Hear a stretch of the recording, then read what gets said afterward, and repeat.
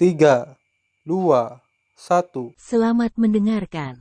Oke guys, sebelum kita mulai ada baiknya dibantu like video ini dan apabila baru bergabung tekan tombol subscribe ya dan tekan tombol loncengnya, biar Mimin semangat ngupload videonya. Pada saat ini, Qin-Chen kaget dan kaget. Ini terlalu buruk. Dengan mata ini, siapa yang bisa menghentikan pengintaiannya? Selama dia merangsang mata ciptaan, dia pasti akan melihat jalan beberapa orang kuat. Dengan kata lain, yang disebut kuat di depannya, tidak ada jalan keluar.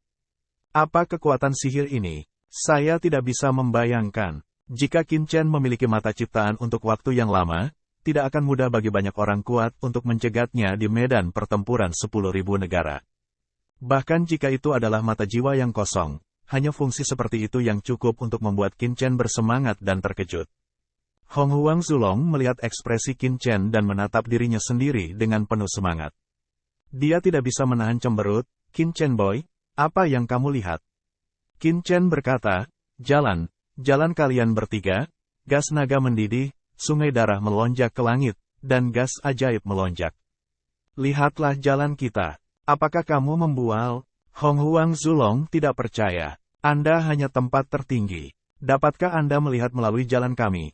Itu lelucon. Namun, diawasi oleh Qin-Chen, Hong Huang Zulong selalu merasa ada sesuatu di hatinya. Qin-Chen berkata, jangan bicara omong kosong. Saya benar-benar melihat jalan Anda. Sekarang, Anda melangkah lebih jauh, tutupi avenue dan tahan napas. Qin-Chen ingin menguji seberapa kuat mata ciptaannya. Apakah itu benar-benar seperti yang Anda bayangkan? Hong Huang Zulong memandang Qin-Chen dengan curiga, dan matanya memancarkan keanehan. Anak laki-laki ini tidak bisa benar-benar melihat jalannya sendiri. Pergi-pergi, saat naga Hong Huang bergerak, bayangan virtual naga asli menghilang dalam roh jahat. Pada saat yang sama, leluhur suci dari Sungai Darah dan penguasa iblis Yuan saling memandang dan dengan cepat pergi dan menyelinap ke dalam roh jahat. Namun, ketiganya menanam tanda jiwa dengan debu Feng Qin, atau menandatangani kontrak dengan Qin-Chen. Semuanya terhubung satu sama lain. Meskipun mereka terpisah dari roh jahat dan tidak merangsang mata ciptaan, Qin-Chen dapat dengan jelas merasakan keberadaan mereka. Oleh karena itu, demi akurasi, Qin-Chen langsung melindungi kontak jiwa di antara mereka. Pada saat yang sama, tutup mata ciptaan. Rasa kelemahan yang kuat muncul dari pikiran Qin-Chen. Mata ciptaan betapa ruginya. Qin-Chen menarik napas dalam-dalam, hanya membuka sebentar. Dia sebenarnya memiliki sedikit kelelahan. Jika waktu terbuka terlalu lama, mungkin jiwanya akan runtuh. Dalam hati diam-diam waspada, Qin-Chen mulai menjelajahi sekitar. Di pagoda kuno yang penuh dengan roh jahat, Qin-Chen melihat sekeliling, penuh dengan roh jahat yang kuat, tetapi tidak dapat melihat setengah orang. Dia kehilangan posisi Hong Huang Zulong. Kemudian, Qin-Chen mendesak persepsinya sendiri. Bersenandung, kekuatan persepsi yang tak terlihat menembus menara kuno. Menara Yu kuno penuh dengan roh jahat, yang sekuat persepsi Qin-Chen. Itu hanya dapat melihat area sekitar beberapa ratus meter, dan kemudian terjadi kekacauan. Tidak, di sini, Qin-Chen tidak bisa memberitahu lokasi orang lain. Ini juga alasan mengapa perajin kuno Tianzun dan banyak wakil pemilik aula lainnya tidak memasuki menara kuno untuk mencari Daoju, Tianzun dan Qin-Chen. Di pagoda kuno, rasa ilahi yang kuat tidak dapat dirasakan jauh. Sama sulitnya menemukan orang di pagoda kuno yang luas ini. Lebih baik menangkap kura-kura di dalam toples daripada menghabiskan waktu mencari.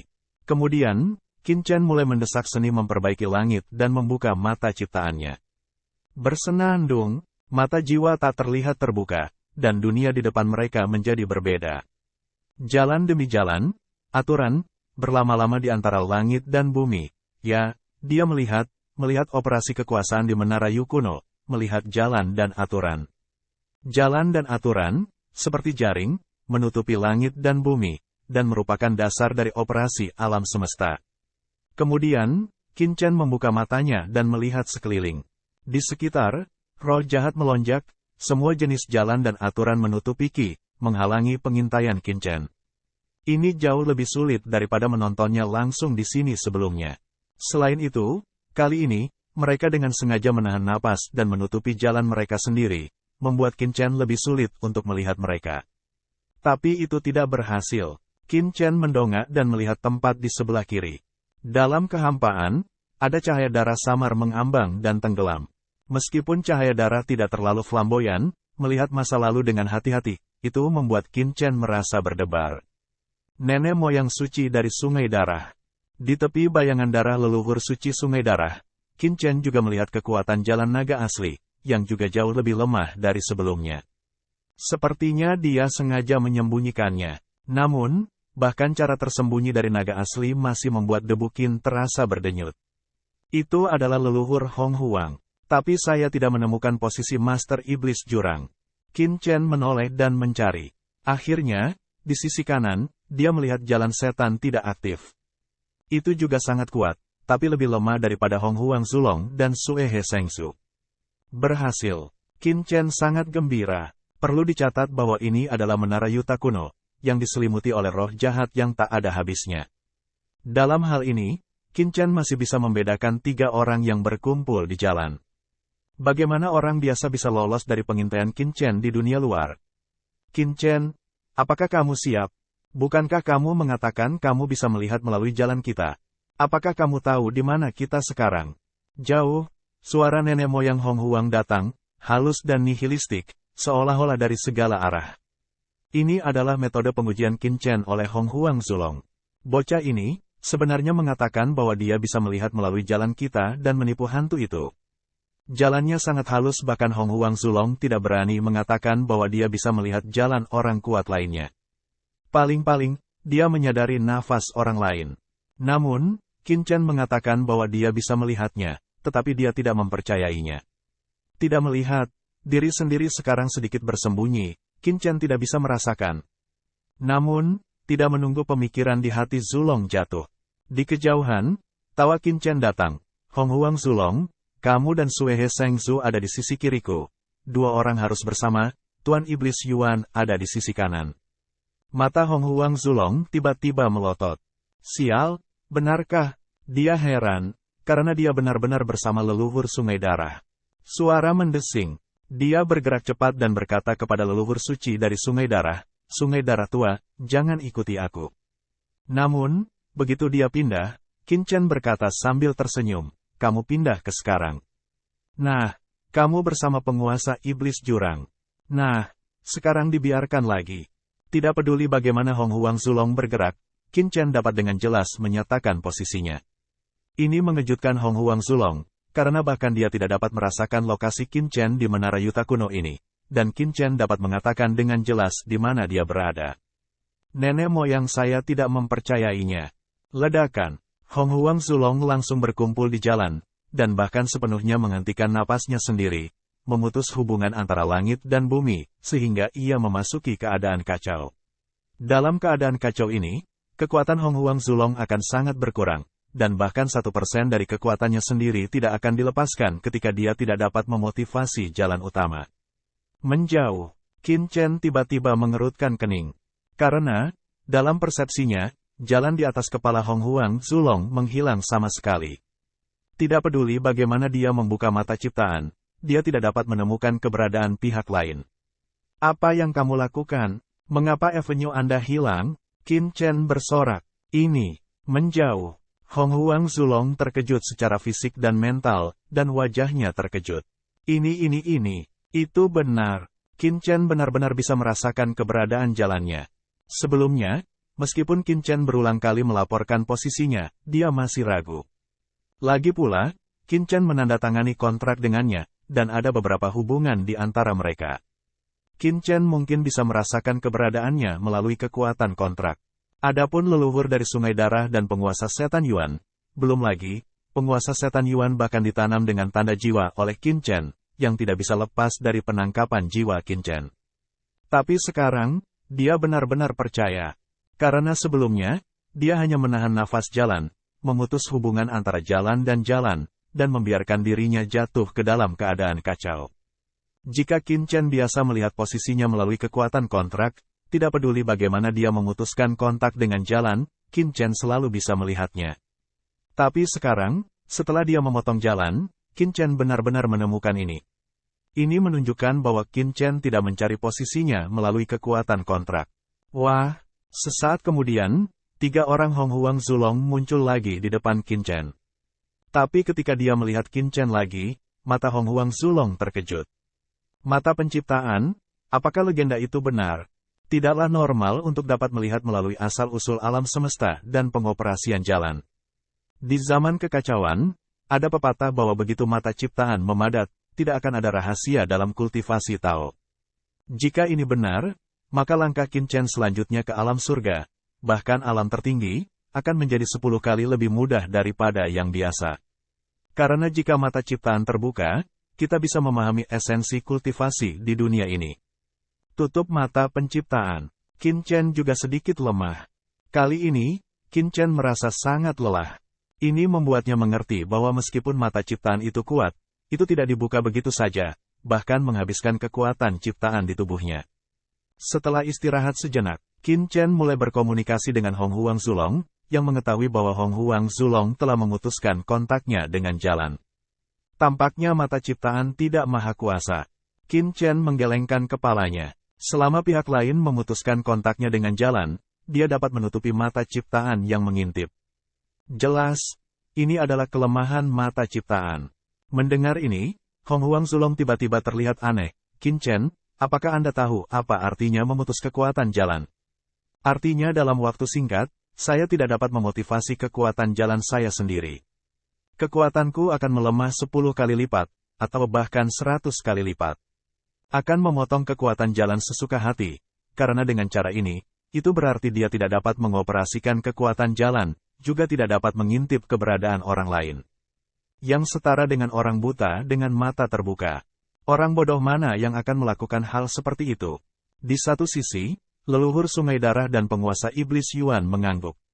Memotong kekuatan jalan memang bisa menghentikan pengintaian Qin Chen. Namun, siapa orang kuat normal yang akan melakukan ini?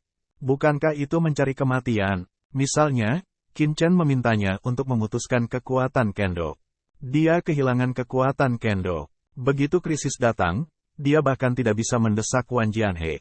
Jika dia bertemu dengan pria kuat seperti Dao Jue Tianzun lagi, dia akan dibunuh oleh pihak lain begitu dia gagal merespons tepat waktu. Semakin kuat pria itu, semakin sedikit dia akan memutuskan kekuatannya di jalan, kecuali dalam keadaan yang sangat khusus. Dengarkan pidato Anda. Hati Qin Chen bergerak. Dengan cara ini, kekuatan mata ciptaannya masih sama dengan yang dia bayangkan. Setidaknya, dengan kekuatan sihir ini, sangat sulit bagi orang kuat manapun untuk menyerangnya secara diam-diam. Bahkan bisa dikatakan hampir mustahil. Ayo pergi ke lantai 7. Setelah istirahat sebentar, Qin Chen segera pergi ke lantai 7. Lapisan ke-6 roh jahat telah diserap secara ekstrim oleh debu Qin. Di 6 lapisan depan, debu Qin memadatkan mata ciptaan. Namun, Qin Chen merasa bahwa mata ciptaannya sendiri hanyalah bentuk embrionik, bukan mata ciptaan yang sebenarnya. Setidaknya, saat ini, dia hanya bisa mengintip ke dalam alam semesta, dan ada jarak yang sangat jauh dari perkataan Hong Huang Zulong bahwa dia bisa melihat asal mula alam semesta. Mungkin hanya setelah memasuki tingkat ke-7 yang memungkinkan untuk terus naik ke mata ciptaan. Sesaat kemudian, Qin Chen menemukan pintu masuk lantai 7. Dengan mata ciptaan terbuka, Qin Chen mengintip ke masa lalu. Ledakan. Di lapisan ke-7, roh jahat teror mengembun. Qin Chen tampaknya melihat dunia yang mengaum, dan kekuatan kehancuran penuh dengan segalanya. Itu terlalu kuat. Qin Chen berubah warna. Dia punya perasaan bahwa jika dia bergegas masuk, dia mungkin akan mati. Jika lapisan ke-6 benar-benar seperti yang diperkirakan Qin Chen, dan hanya langit atas yang dapat membawanya, maka lapisan ke-7 ini, Qin Chen memiliki perasaan bahwa hanya yang tertinggi yang dapat membawa roh jahat. Namun, Qin Chen masih ingin mencobanya. Dia berbeda dari yang lain. Dia bisa menyerap kekuatan ciptaan, dan mungkin dia bisa bertahan di level ke-7 ini. Memikirkan hal ini, Qin Chen segera melangkah ke pintu masuk lantai 7. Sua, debu Qin baru saja masuk, roh jahat yang mengerikan jatuh. Ledakan, itu terlalu kuat. Begitu roh jahat jatuh pada Qin Chen, tulang Qin Chen langsung patah. Tubuhnya tidak dapat menyerap kekuatan ciptaan yang begitu mengerikan. Daging dan darahnya runtuh dan pecah. Kembali, Qin Chen terkejut dan marah, dan mundur ke lantai 6 untuk pertama kalinya. Namun meski begitu, dia masih terbelah di seluruh kerangka, darah menetes, separuh tubuhnya meledak, tunggul tulang putih, sengsara. Qin Chen, kamu baik-baik saja? Hong Huang Zulong muncul dengan tergesa-gesa, khawatir untuk mengatakannya. Saya baik-baik saja. Qin Chen menggelengkan kepalanya. Sudah dekat. Dalam hati, saya terkejut. Jika dia tidak siap, jika dia tidak mengalami baptisan kekuatan ciptaan di dalam tubuhnya, jika dia datang ke orang lain, bahkan puncak surga akan jatuh dalam sekejap dan tulangnya akan hilang. Sepertinya kita tidak bisa sampai ke lantai 7. Qin Chen menghela nafas. Dia berpikir bahwa dia memiliki kesempatan untuk memasuki lantai 7. Sekarang, sepertinya dia tidak cukup baik. Dalam beberapa hari berikutnya, Qin Chen mulai sembuh. Setelah beberapa hari, dia sembuh total. Sudah waktunya untuk keluar. Qin Chen melihat saluran lantai 7. Karena dia tidak bisa pergi, dia hanya bisa kembali. Aku tidak tahu bagaimana dunia luar sekarang. Bagaimanapun, ini saatnya untuk keluar dan menghadapinya. Dalam sekejap, debu Qin terbang ke bawah dan menuju pintu keluar Menara Guyu. Sekarang, di luar Menara Guyu, 3 wakil ketua aula sedang duduk di sini. Lebih dari 3 bulan telah berlalu sejak pertemuan terakhir. Sekarang, hampir semua penatua dan diaken di Menara Guyu telah pergi. Ada beberapa orang kuat yang belum pergi. Dan setiap sesepuh dan diaken yang meninggalkan yuta kuno akan diselidiki dan ditanyai, dan mereka tidak diizinkan meninggalkan tempat rahasia markas Tiangong sesuka hati. Tempat rahasia markas kerja sepanjang hari telah dijaga ketat. Karena Dewa Tianzun belum dapat kembali, mereka, wakil ketua aula, memiliki tanggung jawab untuk menjaga tempat rahasia markas sebelum Tuan Surga kembali, dan tidak diizinkan untuk mengetahui situasi sebelumnya. Dengan berlalunya waktu, orang kuat lainnya di tempat rahasia markas besar Tiangong terkejut satu persatu dan mengikuti perintah dari banyak wakil kepala aula. Tempat rahasia markas besar Tiangong berada di bawah darurat militer. Gerbang Menara Guyu. Sebagai adegan pertama kejadian tersebut, manajemen puncak Tiangong tidak melemahkan pengawasan dari 3 wakil ketua aula Tianzun. Ketika seseorang keluar dari Menara Guyu, mereka harus ditemukan dan dikendalikan secepat mungkin. Ketiga Tianzun serius dan berlutut di gerbang Menara Guyu. Sebagai wakil ketua aula, mereka bertanggung jawab atas banyak urusan dan perlu berkonsentrasi pada kerja keras. Mereka tidak menyangka akan menjaga gerbang Menara Guyu suatu hari nanti. Apakah kamu merasa pagoda kuno itu sepertinya memiliki getaran lain? Tiba-tiba, dia membuka matanya dan berkata dengan suara yang dalam. Jueji Tianzun melihatnya dengan wajah bermartabat. Apakah kamu juga merasakannya? Itu seharusnya adalah roh jahat yang bangkit di dalam. Roh jahat yang bangkit dari Menara Guyu hanya terjadi sekali setiap 10.000 tahun, dan setiap kali hanya berlangsung selama 3 atau 2 tahun. Tahun. Ini adalah hari raya banyak orang berkuasa dalam pekerjaan saya sehari-hari. Saya tidak menyangka yang ini. Jueji Tianzun menggelengkan kepalanya. Guru surgawi dan murid surga kiri juga menghela nafas. Pemberontakan Menara Guyu, sekali dalam 10.000 tahun, sangat berharga. Namun, kali ini, tidak mungkin untuk menyempurnakan senjata di dalamnya. Hanya ketika kebenaran terungkap, atau kembalinya Tuhan yang ilahi, barulah itu dapat dibuka kembali. Saya tidak tahu siapa Dao Jue Tianzun dan Qin Chen. Tidak peduli siapa mereka, mengapa mereka tinggal di menara kuno ini dan tidak keluar. Mata Jueji Tianzun dingin dan tajam. Apakah menurut Anda jika Anda bersembunyi di dalamnya sepanjang waktu, Anda dapat melewatinya dengan aman? Ya, ini hanya masalah bertahan hidup. Selama Guru Dewa kembali, tidak sulit untuk melarikan diri. Dia berkata dengan suara yang dalam. Mata kiri Tong Tianzun tenang, dan nadanya sedingin es, semua mata-mata jahat terkutuk. Saat mereka berkomunikasi, di Menara Guyu, Qin Chen turun jauh-jauh.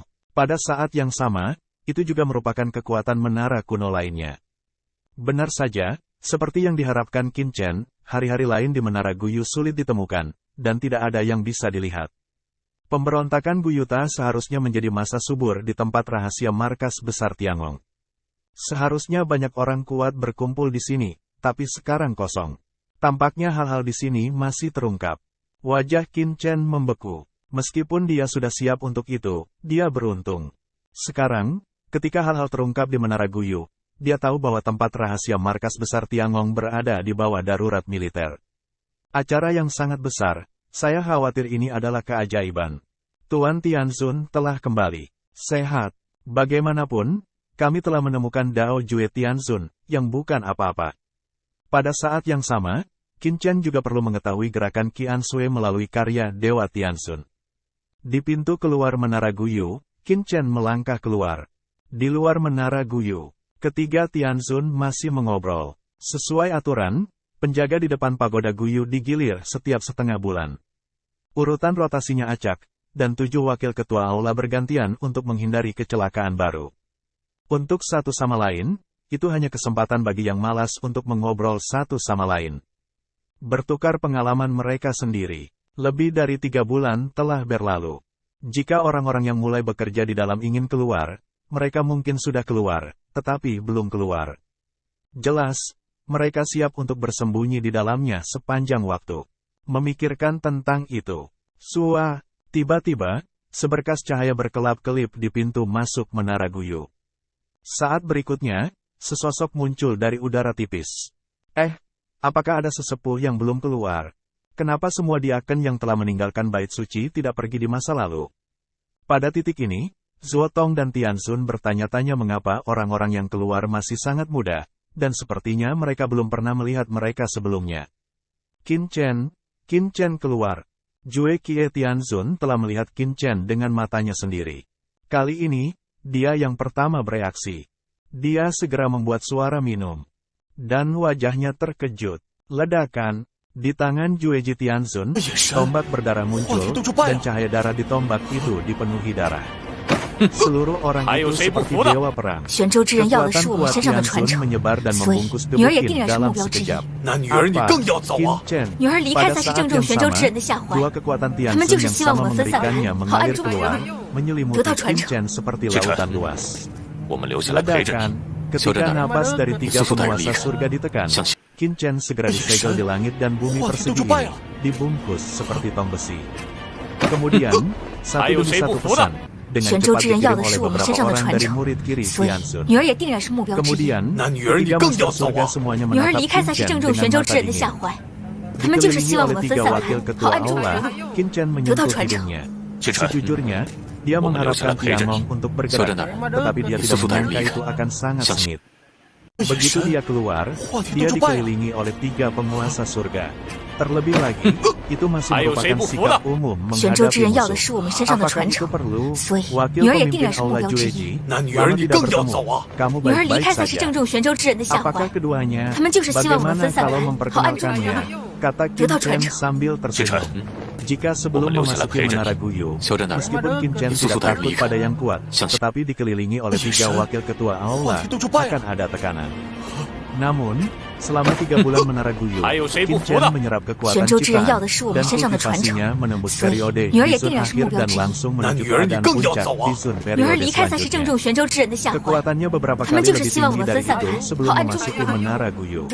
Namun, Qin Chen lebih santai menghadapi penindasan dari 3 wakil ketua aula.